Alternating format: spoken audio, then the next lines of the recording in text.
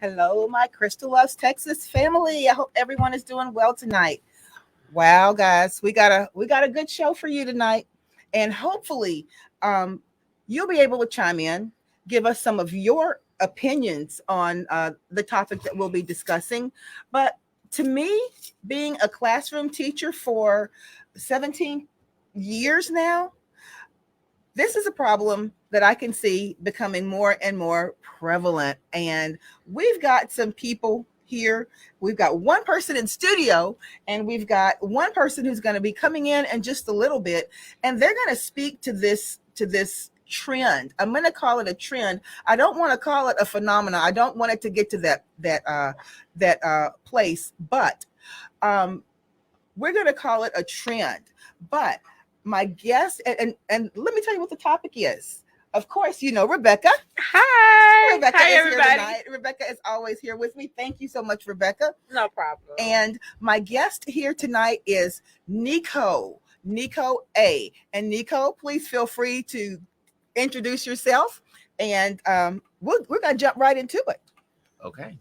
So my name is Nico Abazagian. I'm a second-year teacher. I've been with HISD for a year and a half now, with some experience at a private school as a substitute teacher for a while before that, doing 7th grade math. But I really settled into my role as a world geography teacher at Sharpstown before the takeover, and I've had a lot of trouble since. Oh wow! Okay, that's now wasn't that's, expecting that yeah, one. but that's okay, and that's what we want to talk about. If I can get the producer to come over here, he's going to.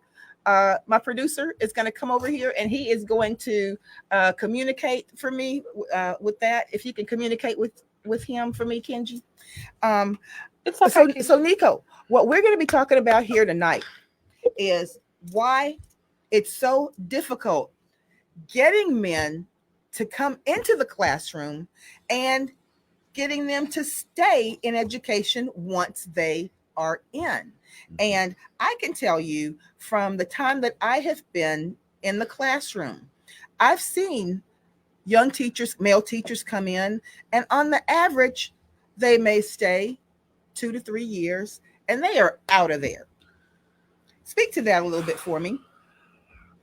I haven't been there long enough to see the 3-year trend, Yeah. but I know the reason I'm not in a classroom right now is because administration has been pushing me out for standing up for my own students. Okay. So basically, what you're saying is that a lot of it has to do with you not being able to have any type of autonomy in your Autonomy is classroom. exactly right. Yeah. I do not have the autonomy to design lessons like I'd like, Yeah. or let my students go to the bathroom. Okay. Now, you said you've been in HISD for a year and a half, right? Yeah. A year and a half. And in that year and a half, how have you seen things change, or the way that things are done within your classroom? Because I was a middle school teacher Right. within Houston, but what level do you teach on? I teach 9th grade world geography Okay. and 11th grade U.S. history is what I Okay. did this last semester. So one of your subject areas is attested grade Yes. level. Yes. What are the ways that you've seen things change? With the takeover, we were given scripts. We Right. were given materials that didn't quite fit right. I had the pre-AP world geography students Wow. and the newcomer to the United States U.S. history students. So different ends of the pendulum. different ends Yeah. of the pendulum, and they both needed a lot of specific care put Yeah. into their lessons. What was the question again? How have you seen it change? So last year, for example, kind of give me an idea of what you had the liberty to do in your classroom to make sure that your students were being served. Last year, I was able to take the kids outside when we started covering indigenous religions. Yes. Spiritualism, we went out to sit in the grass and look at the sun and think, why would someone worship the sun? Right. And it creates a little personal experience Of as course. to why they might, why ancient civilizations might have believed in the sun god. But Right. that's not something I kind of want to to take that class. You know, and I did. And I'm a history yeah. teacher. Yeah. Yeah, I did a lot of that. I did a lot of that too. You know, and sometimes you just need to break up the monotony. Break up the monotony of what's being done every day. Right. You know, and especially if you want to retain the attention of your students. And sometimes first of all, I would make sure that I was still doing exactly what was on my lesson plan, but I'd say, you know what, guys, it's beautiful outside. Let's take this outside, and I'm going to let you make your posters outside in the courtyard. Yeah. You know, and many times those types of that type of differentiation in what you're doing will allow students to be able to. Hi, Mr. Jolly. Our next guest just came in. Can you see us? Yeah, I can see y'all. Can y'all hear me? Oh, perfect. Yeah, we Yes. can hear you. Okay, That's great. our second guest, Mr. George Jolly. And Mr. Jolly, introduce yourself and tell us what grade level you teach. Hi, my name is George Jolly, and I was teaching 8th grade U.S. history at Fondren, and then I got reassigned to an elementary school for campus support. Okay. And so I've been with HISD for 13 years, but as an associate teacher for about 3 years, intern teacher for about 2 years, and a certified teacher for about a year. Okay.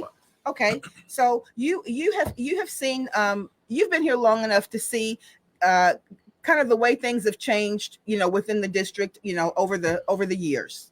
Yes, the changes, like when I first came into HISD, and like I said, not to say anything bad, and I just felt like when I first came in, they said that if any I have issues, problems, they said we're a big family. They emphasized they're one of the biggest districts in America, Right. and they said that they can, but they listen to all the employees' problems, but when I got there, like my first problem was transportation, Right. and they said that when I told them during my pre-service orientation that they can fix that, and they can transfer me to a different school, but that never happened.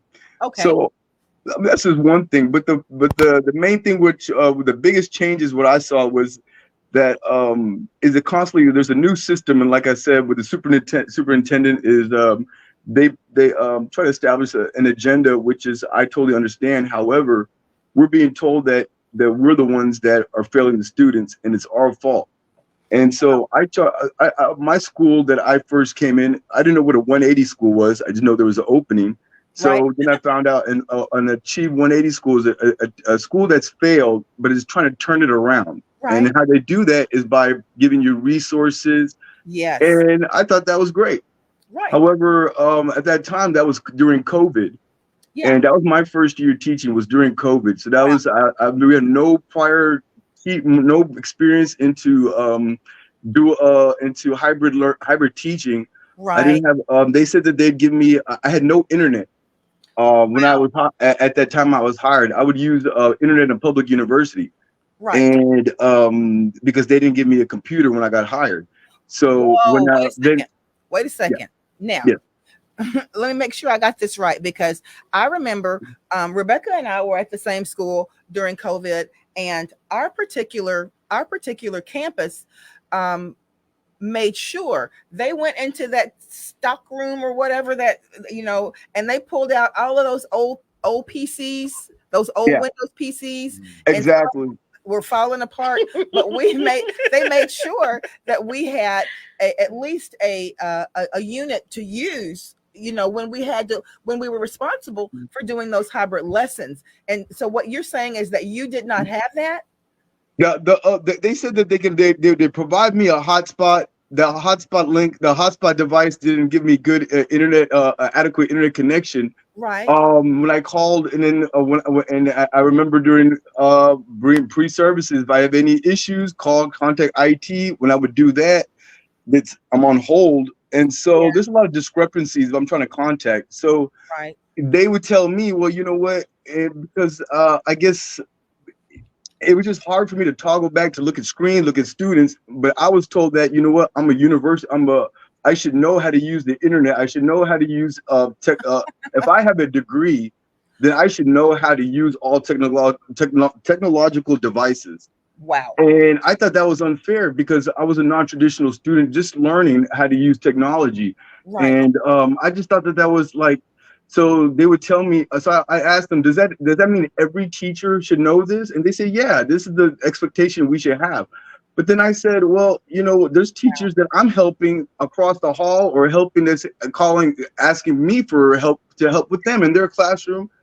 And I said, well, where's the resources at to help us? Apps. I was Right. like, And the thing I'm not about it doing is, this. and the thing, Nico, you weren't in HISD yet at this particular time, but I can say that during that time that we were having to make that transition, it was the kind of thing where we literally had to make that pivot real time because we left for spring break right. and Never came back. we did not come back. So we were Exactly. you remember, we were told, listen, we're figuring this out together, but I can say that our principal at our school, she was so supportive. Yeah, she did everything she could to They make did. sure that we had everything that we needed. And that's how we were able to make that pivot. And speaking of that, I seamlessly. remember I was struggling with something at 11 o'clock at night. And I said, you know what? I'm not going to bother her. But it was bothering me. Right. And she picked up that phone immediately and walked me through the And solved process. the problem. We didn't get off the phone till 1 o'clock. She was like, you're good now. Right. Like, yeah, it was, we had that type of principle. Right. Yeah. And God, I miss her. And and you know, sometimes here's the thing with you two gentlemen. Now let's be clear. We know that the predominant school district that's in this area is the school district that you both teach in. Okay. Mhm. And that particular school district serves, I believe it is considered the third most diverse urban community in the country, the third most diverse. In one outlying neighborhood, remember this was Alief, it was a study was done, and they had, and this was in the 90s, they had 91 spoken languages in the district. Yeah. When you have that type of diversity, it is so super important for students to see teachers like you gentlemen who are male and who are non-traditional because you came from engineering, you know, and people who look like them. Mm-hmm. Yeah. It seems like it would be in the best interest of everyone for us to do whatever we needed to do to retain you all in that classroom. Now, Nico, what you were saying, let's back up a little bit because I'm glad we got Mr. Jolly in here, and I'm going to ask you this too, Mr. Jolly. But and I'm not going to put you all in a position of incriminating yourself or anything like that. I don't want to do that. But I want you. I know. Nico is chomping at the bit. I don't think we can. And the thing about it is, but I will say this: many of the things that you guys are saying are some things that we're talking about. Other people who may be getting ready. We've seen the ads out there recruiting people in. We've seen it. The things that you all are talking about are things that people quite possibly need to hear. Yes. Yeah. Yes. Make that decision because and I'll come to this question later. But let's kind of start at the beginning. Nico, tell me a little bit about your story. You went to school here in Houston. Tell me where you went to high school, where you went to elementary, college. Yeah, so I actually grew up in Clear Lake. Okay. I went to Clear Lake Nice High area. School. Yeah. It is a nice area. My parents are immigrants. My Okay. dad is half Russian, half Armenian. My mom Okay. is Colombian. They met at the University of Houston. Okay. So I like to Okay. say I only could have been made in a place like this. You talk about diversity. That's right. That's right. That's right. And they only could have met in a place like Houston. That's right. They're both engineers. They did well for themselves. They moved into suburbia, raised me in Clear Lake High School, and I grew up in their image, for better or for Yes, worse, and I yes. became an engineer like them. But I didn't find the corporate oil and gas life as glamorous as they did, and I wanted to serve an immigrant community, Right. which is why I picked Sharpstown specifically to work Yes. for, because it is the immigrant center of Houston. Yes. And in my U.S. history class, I had over 8 native languages. Wow. Wow. So those ESL students were from all over. And where'd you go to college? I went to the University of Houston Clear Lake. Okay. Okay. So you near kind of home. stayed in the area. Good. I went to Delaware for a bit, but it didn't work out. Okay. Yeah. Okay. Mr. University Jolly. of Delaware. Yeah. Okay. Mr. Jolly, what about you? Tell us a little bit about yourself now. Yeah, I would like to say, I like how you talk about the diversity of Houston and HISD. I'm a product of HISD.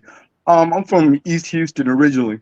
So why I became a teacher and why I love this city and why I love this district was that I had teachers, I had a learning disability, and I had teachers who helped me out, white, Black, Hispanic. And I was a only Indian in my school. We're South Indian. The name of our culture, we're called Malayali. Okay. And I was very well welcomed by the teachers.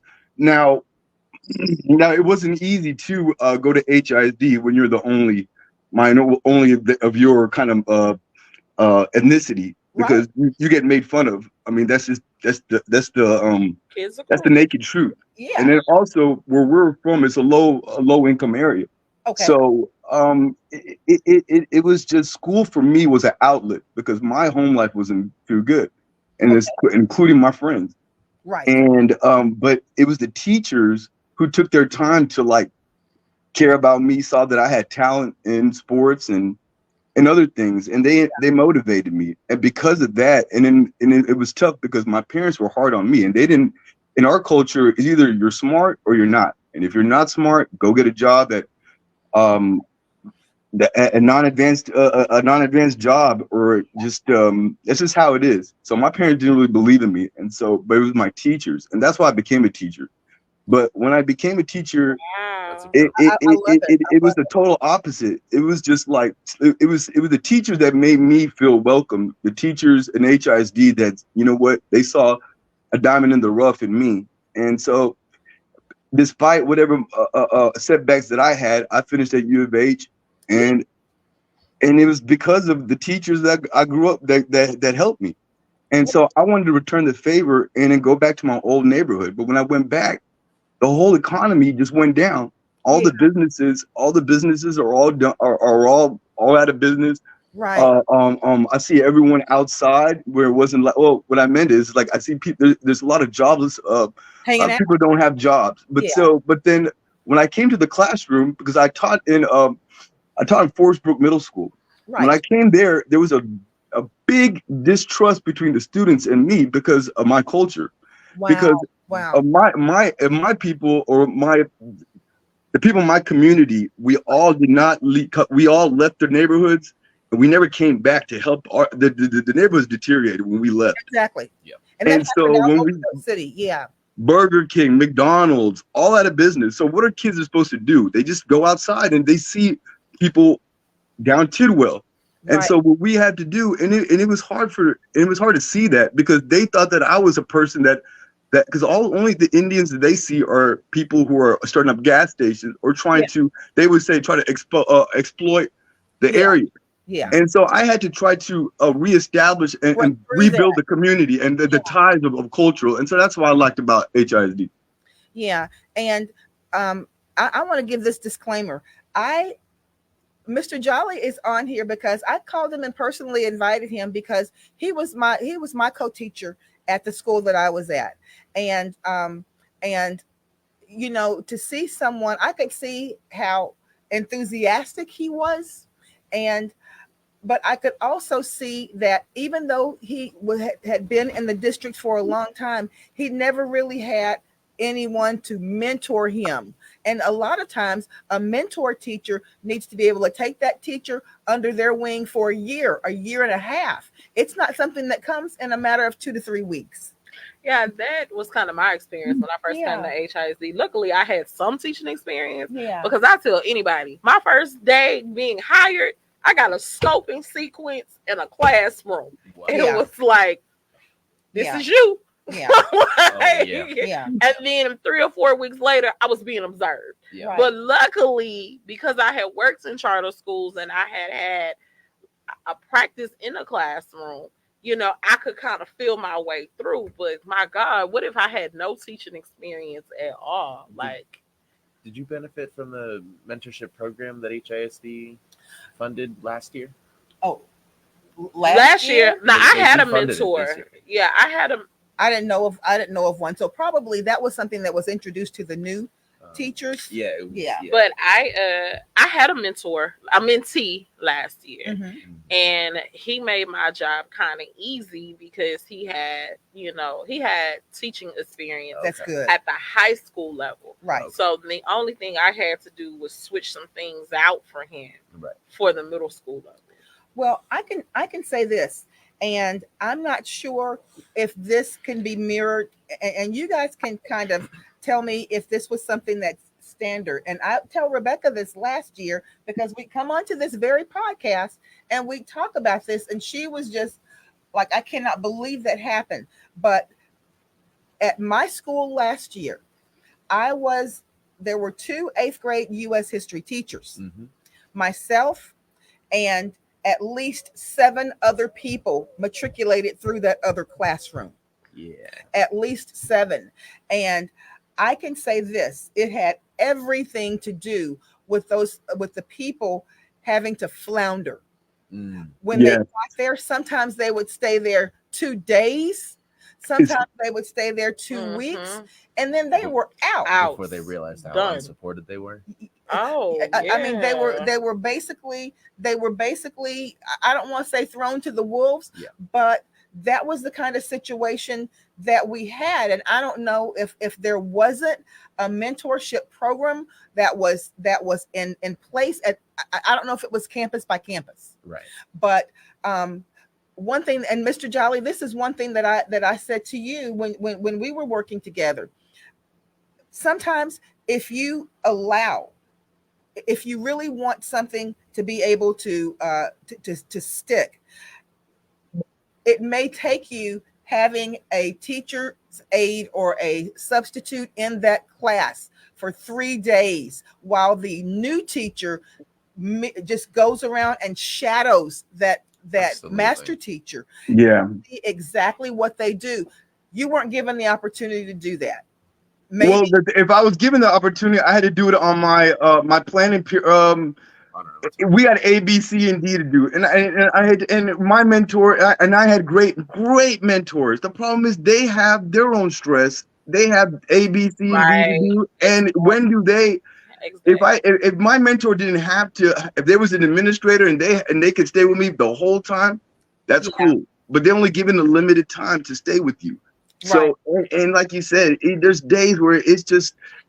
Days are so long and we got families, and when can we have that time? Because our planning periods, they get taken away. So that's the perfect time. And when I want to see my mentor, they gotta finish their stuff first. Yeah. And it's real. Yeah. And I also believe it goes under the umbrella that teaching is an easy job. So I think that's because the preconceived notion is that anybody can come and do this job. Yeah. So, and because anybody can come and do this job, you don't really need help. Just find your flow and keep it moving. Like, I could never go into a law firm as a brand new lawyer and they tell me, well, and just throw you to the wolves. And here's your caseload. The job training. Right. So, and I feel like that's a big part of it. Like, you're here now. here's your classroom, do your thing. Yeah. It's teaching. You have a degree. Go for it. Yep. Well, gentlemen, let me ask you this, because this is something that that it circles back around to what we were talking about a few minutes ago. But I want each of you to touch on this if you can. And Mr. Jolly, can you kind of answer this first? We all know that our jobs as the primary point of contact for students daily. There are many socio-emotional things that we have to navigate prior to beginning a daily lesson. Yeah. Do you think it's feasible that some philosophies assert that socio-emotional learning has no place in the classroom? I believe that there has to be place. Absolutely. Because we're dealing with low income students. There's a lot of students that are under the poverty line. That's And they don't want to mention anything about anything what's going on at home, because they come to school, they see their friends, their peers, and that kind of takes away from their own problems. Right. But the thing is that they take it out on us teachers, and so we had to be the counselor, and that's cool, nurse and confidant at times. But the problem is you can't cross that line sometimes, because you know what? Once I had two students, their dads got murdered. 13-year-old girls. And to see that, and to see them go through the adolescent, and these were both girls were very smart. Right. And then when that happened, they asked me, what do I do, Mr. Jolly? Well, I can tell them to a counselor, but that counselor has 30 other students that they're under. But they have to see, and so it takes time. And so they lose trust in you, because I can't give them an answer. I want to, but I got 26 other students. Yeah. Well, Mr. Jolly, here's the thing. Are you encouraged to be that sounding board for a student who may just need that word of encouragement? Is that what you actually are encouraged to do? Are you encouraged to do that? Shut down that conversation? Yeah. This year, last year I loved it. When we were at Forest Brook, we at middle school, we would have a 30 minutes before class started to talk about social needs and social emotional needs, but that cut off. Yeah.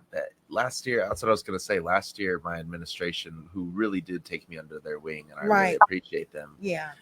Also encouraged me to work social emotional learning into the lessons, like talking about talking about history. I think we're all social studies teachers here. Yeah. Talking about someone in the past and how that relates to our current situation is a good segue both into the content and into what they're going through. Absolutely, it is. And on the flip side of that, I had a situation in my class where a child had a diabetic attack. I am still not over this. A child had a diabetic attack in my classroom. I was so scared, did not know what to do. Luckily, the child's best friend told me, Miss Williams, we got to do this, we got to do this. The child was walking me through the process. Yep. And other adults that were in my classroom, and the other adults just sat there and looked.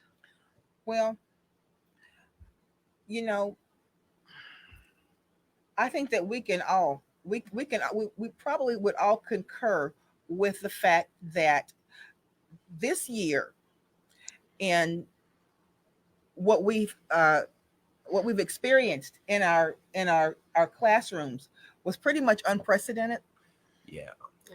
And I know that prior to, and Rebecca would have the numbers on this more so than me, prior to January, several teachers, male and female, but lots of males, decided enough was enough. Yeah. More males than females. Yeah. And and that's not good, because one thing that I've said, gentlemen, and I've said this before, and I say this all the time, you cannot look at the field of education the way that you do a corporate structure. Simply because in a corporate structure, you have people who are competing for commodities. Yeah. Right. In education, you have the exact opposite. You have more, the need is greater than there are people to fill that need. Yeah. So when you come in and you come from the perspective of trying to address a situation like you would do in a corporation, where you have, and you're dealing with people who, for lack of a better explanation, know that they're a commodity elsewhere, and they don't have to adhere to a certain guideline that they consider to be inequitable, Yes. and they make a shift. Yeah. And that leaves you even further behind where you were. Now, both of you gentlemen, you know that in our classrooms, because both of you serve the same student body pretty much, okay? Yeah. You are the only men in an authority position that a lot of our male students see, because there may not be a man at home. Yeah. And do you feel that in that particular, in your capacity, that there have been male students who have been able to confide in you in a way, even if it's one or two, because you are another male, that they may not have been able to confide in a female teacher, or find that level of trust in a female teacher? I find that absolutely to be the case. I last year I worked with my ninth grade team was all close together. The science, math, English, and I were all in the same hallway, and so we spoke often about the same students and how differently they would act in each of our classes, and they would act the same way in 1, 2, 3, and be different in mine. Me too. Yeah. Yeah. And you feel the same way with the male teacher in your hallway? No, but as far as being able to build that relationship with a student. But I know, and I've seen male students in many cases have a teacher or a coach that could come by, and they could absolutely say, you know what, you're not going to go in that game today if you, I shouldn't hear Miss Dillard say anything else. That was all that teacher had to do. Well, or not even say do that. They just could knock on the door and say, can I just walk through? Yeah. They walk through, and they wouldn't say anything to those guys, but those guys would make sure that they had they tucked those hoodies in. And coaches are a certain type of authority. Yeah. But, the choir teacher on my hallway also asked me to come by and sing a song with her all-boy class, just because they were being very non-participatory. Yes. Until I sang with them, and then there was a shift. Yes. And I think like what you said, that people don't just see a lot of men, and so maybe they don't know what roles men can play. That's right.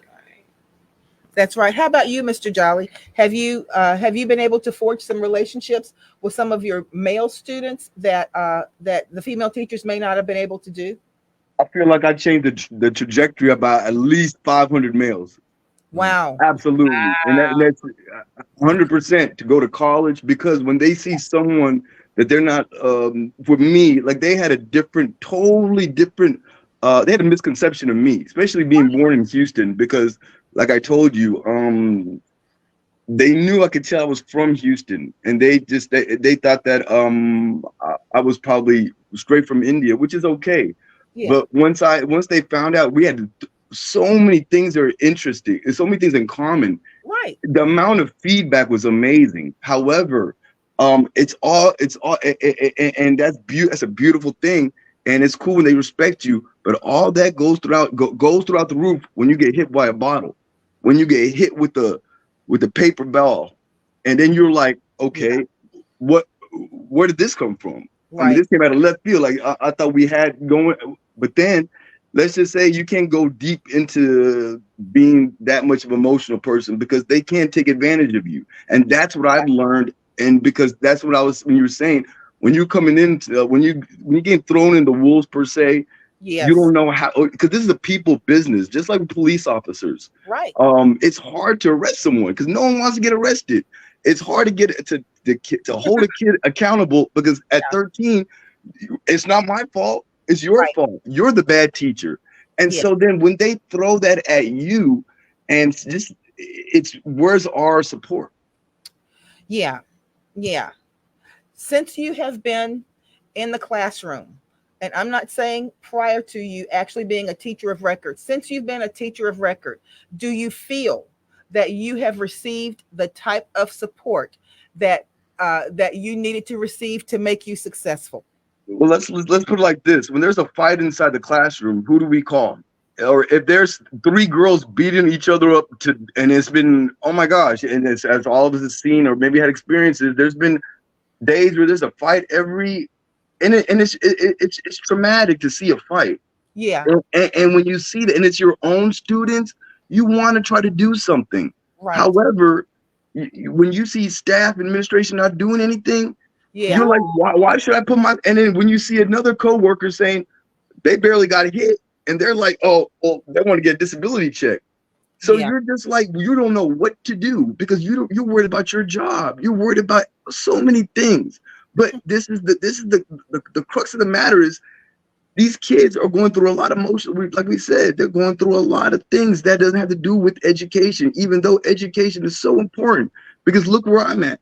And it's because of HISD, because of teachers who put their time. But today, these kids with social media, with the way let's just say, and even there's even racial divide in classes. Yeah. Because if I pick on one person with a certain race, there's a kid with another race saying, why are you concerned with that race? How are you're neglecting us? And so that's something I've never been in. I'm not used to. So I had to be a peacemaker, and so we got to do things that were unorthodox in a way. Right. Okay, so I have a question for all 3 of you, including you, Crystal. Ooh, I'm not a male teacher. And then we see you there, Donnie and Mila, and we're gonna get to some of your comments in a second. Go ahead. Okay, well, I'll leave this for the men teachers. Okay. Since that's our topic tonight. Okay. If the powers that be were sitting in front of us right now, Yeah. don't stroke out, Nico. If the powers that be were sitting in front of us right now and said, okay, we're open to listening. Yeah. What is 3 things that you would tell them that's going on? And I mean challenges. The challenges, not solutions. Wayward students be the first one. Like students who don't want to. I mean, because they're like, let's get it. Like, there are students that, you know what, that CPS, like people, we don't know what's going on in a lot of these kids' houses, and we saw that during COVID because we could see them in their houses. We could see them taking care of 5, 6 brothers and sisters. Yes. You know, and it's just like, and I live vicariously through them because I know it's hard. And they can't. I would tell them about student needs. Student needs. What else? Mentorship. Yes. Absolutely. Yes. As a new teacher, being thrown in the deep end, like y'all have said, has been incredibly difficult. I had support last year. I didn't have support this year, and I watched new teachers drown under the weight. A teacher that moved in just next door to me.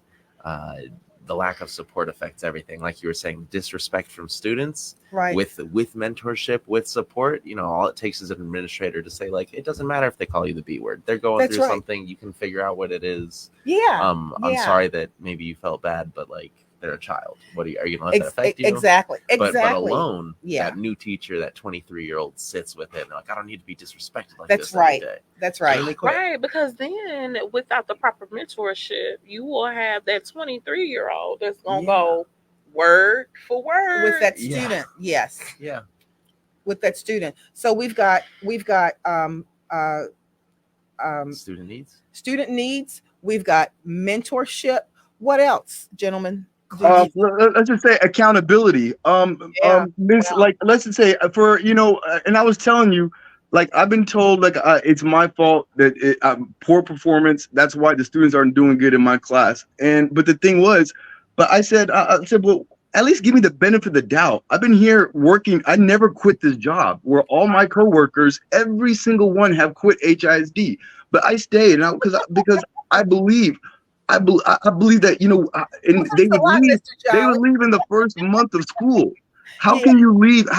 And they would go to my class and be like, Mr. Jolly, you're a great teacher, but these kids don't respect you. And they would run out the school and they go to a different district. And then they call me back and laugh at me.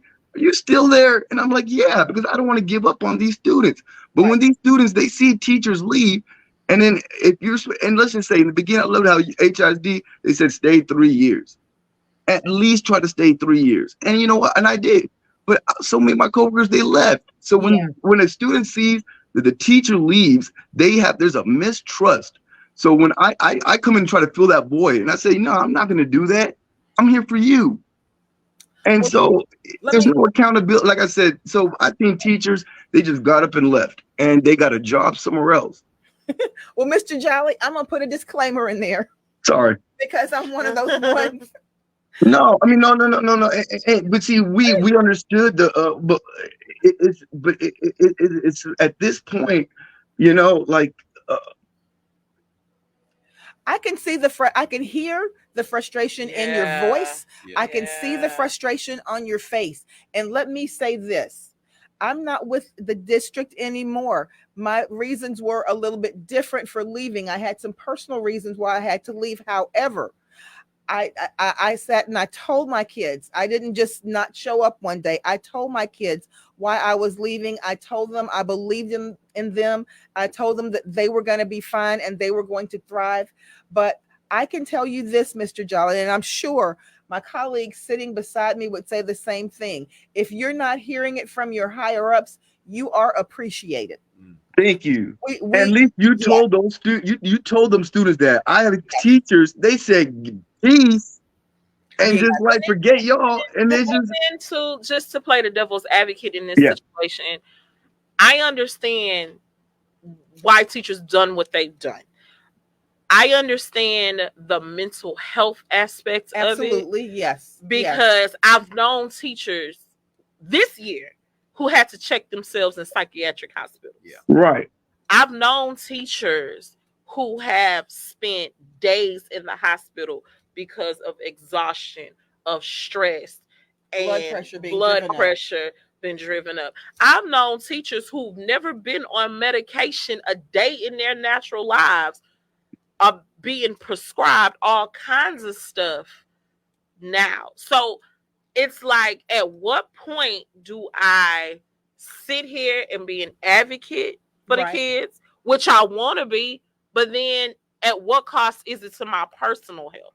Right, because if we have if a teacher before, no, we wouldn't get a substitute, and so what we would do, we would allocate. If a teacher did not show up, we would allocate students 5 to do different classes. Right. But those students, they did not want to learn. When you have a student that their teacher didn't show up, that gives them excuse to kind of play around, or you know what, not pay attention. And so the way that, and I understood, and it's a little hard for administrators, and so I can't blame them, because if they didn't have someone show up and they don't have a substitute, what do you do with the kids? You got to put them somewhere. And so what if you have 2 teachers out? And so that was the issue before, and I understand now. I understand now what they've gone real tight, stricter with the absences, because and I understand that why they had to do that. But the thing is, what do we do if there's like if we don't have substitutes? Right. Go ahead, Nico. Speak to that. Yeah. I think there are real solutions to these things, like real policy and practical solutions. Teaching as a whole and education as a whole needs reform. We need resources, wraparound services, counseling services built out, the homeless department refunded. Yes. And we need smaller classroom sizes. The Texas limit is what, at like 32? Oh, right. And Sharpstown they've gone up on the cap. Yeah, 32. It's not even 32 anymore. If I'm not mistaken, the cap size now is 37, 38, and that's for a middle school classroom. And Rebecca and Nico there is no cap size for middle school and high school. And that's my point. That's exactly what I was getting ready to say. That's because there aren't enough teachers who are coming in and staying in to make sure that those classes are divided into manageable sizes where you can effectively teach those students and be able to maintain what needs to be maintained in that classroom. That was born of necessity. Yeah, because how do you teach 34 fourth graders Yeah. effectively? Right. How do you Which goes back to what Mr. Jolly is saying about accountability. How do we still hold all those kids accountable when they can hide with each other, they can cheat off each other, they can right? do So whatever. I think you have those situations where, and Crystal and I debate about this all the time. We go back and forth about this all the time. Mm-hmm. This is the one of those things where we have to agree to disagree. I get that we do social emotional learning. I get we do homelessness. I get we do all of that.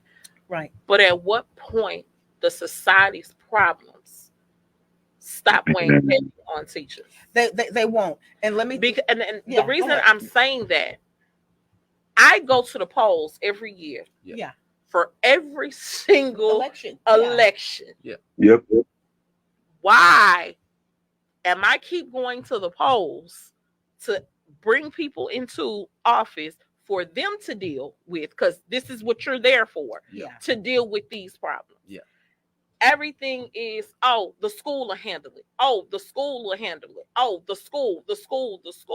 But yet I'm going to the polls every single year for the local, state, and national elections Right. to put people in office to deal with these issues. Yeah. This is what my problem is. Okay, well, let me say this. I want to chime in a little bit on what Donnie says. He's been watching, and he deals with with mental health and what people are going through a lot, and what he does daily. And he says, gentlemen, I personally tip my hat to both of you for leading our youth. So people are paying attention, and they're, even though you may not see it within the building, the confines of those four walls, you may not see it. People recognize and they appreciate what you're doing. Now, I want to speak, and he says accountability starts at the top first. But you know what? When you see, and I will say this, there is 100% difference, and you can see it immediately when you've got good leadership, good, strong, and accountable leadership in an organization or at a school, and when you do not have it. You can see it. Mm-hmm. It's tangible. Absolutely. It is Absolutely. tangible. Absolutely. Because and for master teachers or teachers who have been at it for a long time, when you can walk into a teacher's classroom and you see what is going on. I've had situations recently where I close my door and make sure that door is closed the entire time that my class is going on, because I know that it is going to be a calm, effective place for learning within my classroom. I know that for a fact. But if you open that door, the inmates are running the asylum out there in the hallway, and I'm like, where is the leadership? Right. Yeah. Where is the leadership? If you could talk the talk, then you could walk the walk. If you have solutions, but if you're not in the classroom with me in the trenches, how can I I like to follow leaders who would take the initiative, who are with me in the trenches and who've done something that, you know what, who've done my job before. But if you're not in the classroom with me for the whole 45 minutes, then you really don't know my students. Now, of course, we all have solutions, but I think every student is different. That's right. So, and I'm sorry to cut you off. No, that's okay, because I want you to speak your mind. Now, Nico, let me ask you this. For the time that you have been in the classroom, and if you could do a rewind to when you were sitting in that engineering cushy. I know, I'm so jealous. I played so many video games in the middle of the day. I know. I'm so jealous, Nico. That cushy engineering job. And you said, you know what? There's something out there that I know is pulling me to serve my community more. Yeah. And you decided to walk away from that, which I'm sure I don't even have to ask. I already know it was six figures. because you were an engineer. Okay, I already know Engineer, it. guys. I already know it. One of the Okay, most so I'm coveted careers in America. Yes. Okay. So I'm not even saying that. I'm putting that out there. But for an engineer and any aspect of engineering, I know what that starts out at. So 80,000. okay, but you were there a couple of years. Yeah. So that Don't make means he was already at six figures probably. Well, so on my first day with my students, I show them graphs Yeah. of how much I made as an engineer and how much I make as a teacher. And I know Yes. they looking I want at those. you like, I want those students to not. I don't want them to understand me. Right. You don't know why I do this. I do this for you. And that's Yeah. right. And that's my point. That's the point that I'm coming to. If you were sitting Yeah. before a group of young, both of you, now, Mr. Jolly, you listen to this too. If you all were sitting before a group of young college age men getting ready to graduate Yes. now, and you had to give them your honest take on whether or not they should pursue teaching as a career, because like I said, we have seen the ads go up. Mm-hmm. You'll make $100,000 if Mm. you do this. I won't call any district names, but you'll make $80,000, $85,000, blah, blah, blah, blah, blah. It's a reason why those salaries are dangled out there like that. Yeah. Okay. Now, whether it's genuine or not, I don't know. But let me say this: would you encourage a young man right now to pursue teaching as his vocation? Absolutely. I try to recruit as many people as I That's possibly great. can. I do tell them though that this is the hardest thing you'll ever do. Yes. That you are going to be completely on your own and you're going to have to figure it all out. Yes. And that if you can't find a way to really love your students and not Yes. blame them Yes. while you're holding them accountable, Yes. still taking responsibility for your everything, because it still Right. comes down to you. If you're not able to do all that, then you're not going to succeed. And it is a lot. Okay. So that's a yes. That's a firm So yes. That's a yes. I love hearing that. I love hearing that. Mr. Jolly, you were sitting in front of a group of young men Yes. ready to graduate from college. Yes. Seeing what you have seen since you during your tenure in public education, could you in good faith encourage those young men to go into teaching? I'd be lying. I would lie to them. I'd say I would tell them they need to, because to save our community. I mean, Yeah. to keep our the infrastructure of Houston together. That's if you care about where you live. But I would say that it's not easy. I would say this would be the most arduous jobs out there, because you're dealing with social with people. And then, but I would motivate them to do it. I just think that I would have to be real frank with them and tell them the flip side of the coin. Yeah. That, you know what, because we all have every teacher had good intentions to changing the world. However, That's true.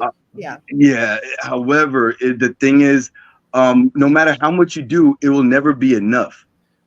Mr. Jolly. Wow. You said you Yeah. changed 500 worlds. Right. But the thing, well, according to my administrators, according to the people in my past who evaluated me, they said that no matter, I could spend there were days we've all come home when it's nighttime, left the school. Left home, it's dark. Come home, it's dark. Yes. Yeah. Come home after football practice at 10 p.m. and then wake up to go to teach a lesson. Yeah. And then it's a thankless job. But you know what? The needs of many outweigh the needs of ours. Mine. So. Wow. I'd say that at least the first year before it got the harder it is, Yeah. the more you need that support and validation and Yes. care. But last year, it was still the hardest job before the takeover that I had ever done. But it was rewarding enough. Seeing, those kids that came back and said, I've decided to go to college, or Yes. I've decided to commit myself, or that Yes. ninth grader who keeps smoking pot and they say, you know what, I've decided to quit and actually start studying. Yeah.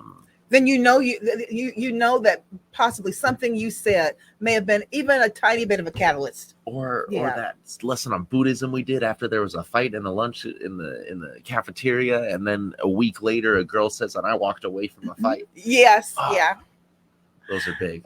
absolutely. My heart weeps for education. Yeah. It does.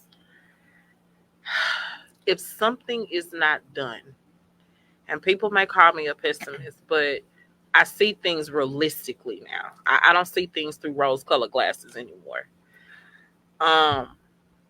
If something is not done and not done immediately within the next 3-4 years, I don't have high hopes for public education. And Rebecca always don't. Rebecca always says that, and and the reason because what I'm seeing, not just in Houston, what I'm seeing nationwide. That's what I was about to say. Nationwide. I just, if something is not done within the next 3-4 years, I mean immediate intensive care. yeah. I don't know where we're gonna be as a society. I don't. The American Empire will crumble. Right. Well, because and ladies and gentlemen, I gotta cut you off there just a little bit. I get you, and I know where you're coming from. I get it, Rebecca, and I understand why you feel the way that you feel. However, I think that I see it a little bit differently. I believe that before we let the bottom fall out of something, that it may be a difficult wall to shore up, but I can see us coming together in a way that we shore that up, because we have to look at what the converse aspect of that situation would be. Without public education in an entire country, you have a country that is reverting back within 10 years to a third world status. Yep. Exactly. Okay, I cannot see America allowing that to happen, because, like President Kennedy said, a rising tide will float all boats. Okay, so. But that's why I said it has to be some intensive care done. And from what I'm sitting back as an educator, sitting back in the classroom, seeing what I'm seeing from all perspectives, not just the classroom perspective, for the political perspective, from all of it. If something is not done within the next 3 or 4 years, I weep for America. I mean, and that's just what it is. Something has to be done, and has to be done now. And look like nothing is rowing that anchor in. Well, Rebecca, let me say this.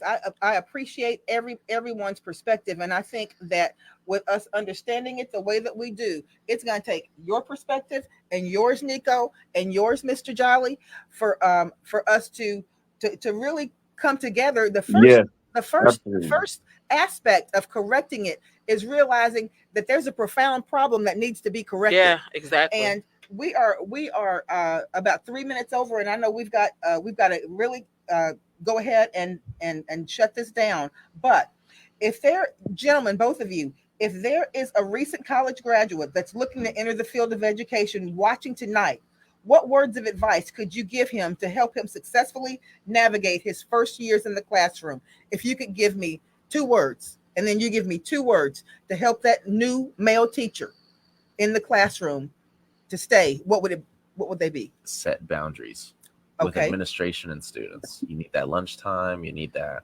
planning period, and you need to go home at 4:30. Yes. So what if the lesson's not done the next day?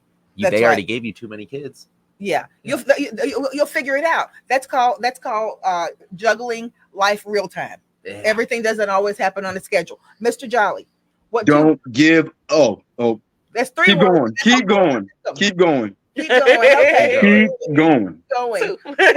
Perfect. Well, listen, Don't gentlemen, quit. I want to thank you both so much for coming in today. Yeah. you guys who are in those comments. Thank you, Donnie. Thank you, Miss Janet. Thank you for the other people who were watching. We're going to get a lot more views on this after the podcast, but keep putting your comments in there, and we will, if we have to revisit this again, we're going to revisit it, because we've got to find a solution to the problem of why men are not going into education and staying in education. Nico A, George J, thank you so much for joining in us, and Rebecca, as we say every week, we can do it. See you Bye, later. guys. Go Cougs!